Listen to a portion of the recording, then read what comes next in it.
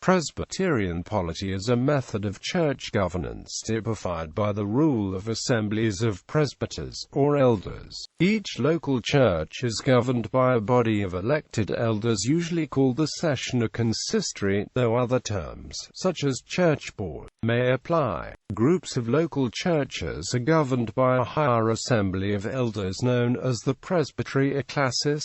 Presbyteries can be grouped into a synod, and presbyteries, along with synods nationwide, often join together in a general assembly. Responsibility for conduct of church services is reserved to an ordained minister, a pastor known as a teaching elder, or a minister of the word and sacrament. Presbyterian polity was developed as a rejection of governance by hierarchies of single bishops, but also differs from the Congregationalist polity in which each congregation is independent. In contrast to the other two forms, authority in the Presbyterian polity flows both from the top down and from the bottom up. This theory of governance developed in Geneva under John Calvin and was introduced to Scotland by John Knox after his period of exile in Geneva. It is strongly associated with French, Dutch, Swiss and Scottish Reformation movements, and the Reformed and Presbyterian churches.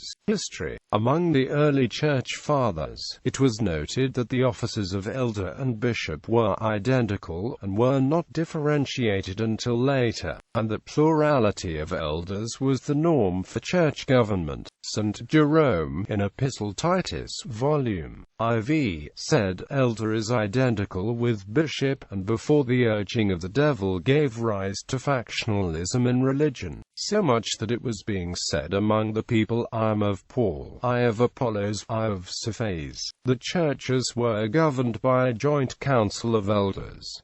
After it was decreed throughout the world that one chosen from among the presbyters should be placed over the others. Quote, "This observation was also made by Chrysostom in Homily I in Phil.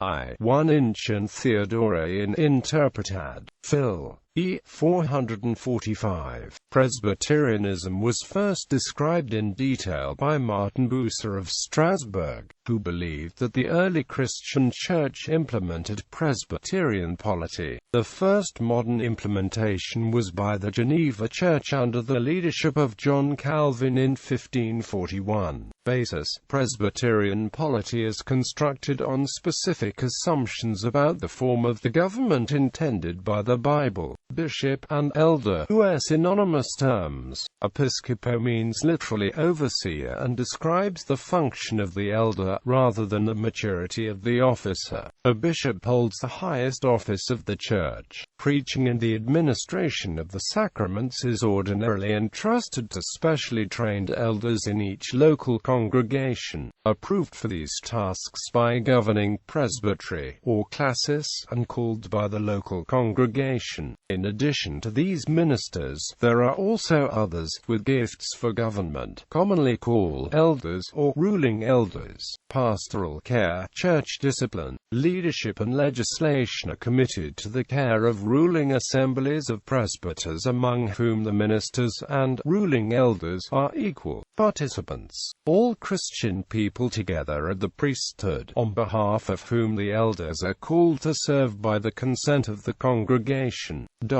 Presbyterianism uses a conciliar method of church government. Thus, the presbyters and elders govern together as a group, and at all times the office is for the service of the congregation, to pray for them and to encourage them in the faith. The elders together exercise oversight over the local congregation, with superior groups of elders gathered on a regional basis exercising wider oversight. Presbyterians typically have viewed this method of government as approximating that of the New Testament and earliest churches. However, sometimes it is admitted that episcopacy was a form of government that was used very early in the church for practical reasons. Presbyterianism is also distinct from Congregationalism, in that individual congregations are not independent, but are answerable to the wider Church through its governing bodies. Moreover, the ordained ministry possesses a distinct responsibility for preaching in sacraments. Congregational churches are sometimes called Presbyterian if they are governed by a council of elders, but the difference is that every local congregation is independent, and its elders are accountable to its members, and Congregationalism's wider assemblies are not ordinarily empowered to enforce discipline. Thus,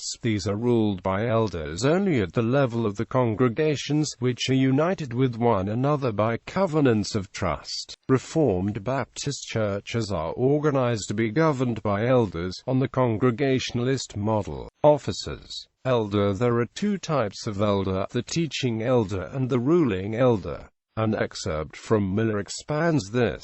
In every church completely organized, that is, furnished with all the offices which Christ has instituted and which are necessary for carrying into full effect the laws of his kingdom, there ought to be three classes of offices, viz. At least one teaching elder, bishop or pastor, a bench of ruling elders, and deacons. The first to minister in the word and doctrine, and to dispense the sacraments, the second to assist in the inspection and government of the church, and the third to serve tables, that is, to take care of the church's funds destined for the support of the poor, and sometimes to manage whatever relates to the temporal support of the gospel and its ministers. Depending upon the specific denomination, teaching elders may also be referred to with terms such as minister of word and sacraments. The elders are persons chosen from among the congregation and ordained for this service.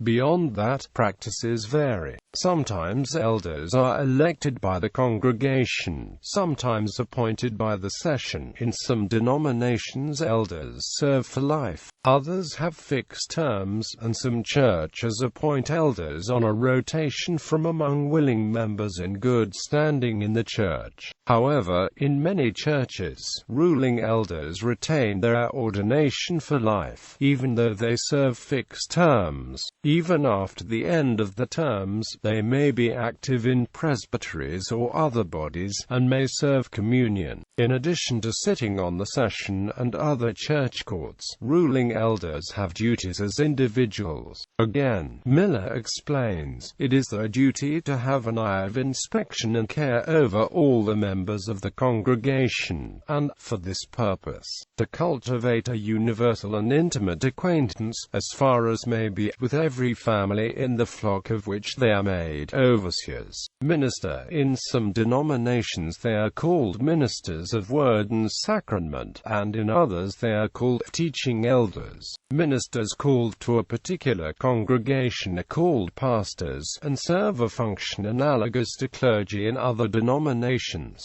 Ministers may be considered equal in status with the other elders, but they have a distinct ordination and distinct function. They are the primary preachers and teachers, celebrants of sacraments. There are sometimes further distinctions between the minister and the other elders. Some Presbyterian denominations enroll ministers as members of the respective congregations, while others enroll the minister as a member of the regional presbytery. The presbyteries are responsible for the ordination of the ministers. Until the 20th century, only men had been eligible for ordination as elders or ministers of the word and sacrament. This is widely not the case any longer, although it is usually considered a demarcation issue, distinguishing liberal from conservative Presbyterian denominations. In North America, the Reformed Church in America, Christian Reformed Church in North America, Presbyterian Church in Canada, Evangelical Presbyterian Church (ECO), a covenant order of Evangelical Presbyterians,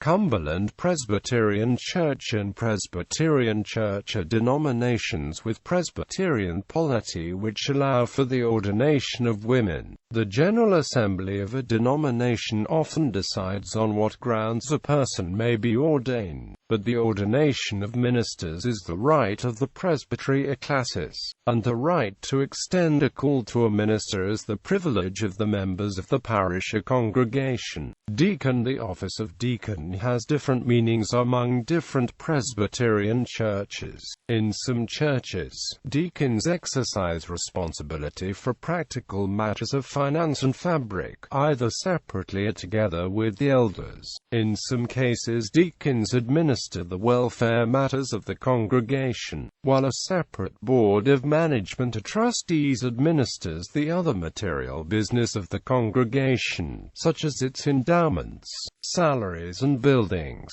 Governing bodies. Session elders make decisions for the local parish through an elected council called the session, sometimes the kirk session, church session, or consistory. The members of the session of the pastor of that congregation and the installed ruling or canon elders. In some continental Reformed churches, deacons are members of the consistory. Others, such as the Christian Reformed Church in North America, distinguish between the consistory, comprising the pastor and elders, and the council, which comprises the pastor, the elders, and the deacons. In most denominations, the pastor serves as moderator and presides over the session, in which all elders have an equal vote. In some denominations, the pastor is not given a vote. However, in a sitting body of an even number with a quorum of the session counted, he can break a tie by a casting vote. In the polity of the Presbyterian Church, the pastor and associate pastor have votes as members of the session on any and all matters. However, often he refrains from voting except in tie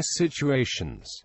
The pastor is not a voting member of the congregation. Presbytery. In Presbyterianism, congregations are united in accountability to a regional body called the presbytery, or, in continental Reformed terminology, the classis, which comes from the Latin word for fleet. Presbyteries are made up of the minister and an elder commissioned from each parish, as well as other clergy, such as theological college professors, chaplains, and retired ministers. When there is a larger number of ordained ministers than ruling elders, additional ruling elders are appointed to redress the imbalance. The commissioners of the presbytery are expected to exercise their own judgment and are not required to represent the majority view of their congregations. In some Dutch Reformed bodies, a classis serves as a delegated body, which ceases to exist in between meetings, whereas a presbytery exists perpetually. The offices of a presbytery are a moderator and as stated a principal clerk. The moderator acts as chair of presbytery meetings and has a casting, but not deliberative, vote. As with the moderators of synods and assemblies, the moderatorship is a primus inter pares position appointed by the presbytery itself. The moderator is addressed as moderator during meetings, but her position has no bearing outside of the presbytery meeting and affords her no special place in other courts. Although typically the moderator will conduct worship and oversee ordinations and installations of ministers as a liturgical bishop, and other ordinances which are seen as acts of the presbytery. The stated principal clerk takes minutes and deals with the correspondence of the presbytery, and is often appointed for an indefinite term. Presbytery clerks are the ecclesiastical administrators and generally regarded as substantially influential due to the greater experience of the governance of the church and their ordering of the business of the presbytery. They are thus very much more than secretaries and often, in fact, the linchpin of the organization. Presbyteries meet at a regularity between monthly and quarterly, some half-yearly. Synod. In denominations too large for all the work of the denomination to be done by a single presbytery, the parishes may be divided into several presbyteries under synods and general assemblies, the synod being the lower court of the two. In the United Church of Canada, this is referred to as conferences and general council. Often all members of the constituent presbyteries are members of the synod. Like the commissioners to presbyteries, the commissioners to synods do not act on instruction from from the congregations of presbyteries, but exercise their own judgment. A synod also has a moderator and clerk, and generally meet less often than the presbytery. Some Presbyterian churches, like the Orthodox Presbyterian Church and Presbyterian Church in America, have no intermediate court between the presbytery and the General Assembly. General Assembly. The General Assembly is the highest court of Presbyterian polity. Each presbytery selects a number of its members to be commissioners to the General Assembly. The General Assembly is chaired by its own moderator, who is usually elected to a single term. He or she is addressed as moderator during meetings, but like the other moderators, his/her position has no bearing outside of the assembly meeting and affords him/her no special place in other courts. He or she presides over meetings of the assembly, and may be called on in a representative function for the remainder of the year. The stated clerk and deputy clerk of the General Assembly administer the minutes, correspondence, and business of the assembly. In some cases, a separate business convener is appointed to deal with the agenda. General Assemblies meet less regularly than the subordinate courts, often annually, or in the case of the Presbyterian Church, every other year. The powers of the General Assembly are usually wide-ranging. However, they may be limited by some form of external review. For example, the rules of the Church of Scotland include the Barrier Act, which requires that certain major changes to the polity of the Church be referred to the presbyteries, before being enacted by the General Assembly. Regions. British Isles. The word Presbyterianism, when capitalized, often refers specifically to churches founded on principles of Presbyterian polity in the British Isles and the derivatives in other countries. France. In France, Presbyterianism is represented by the Église Réformée de France.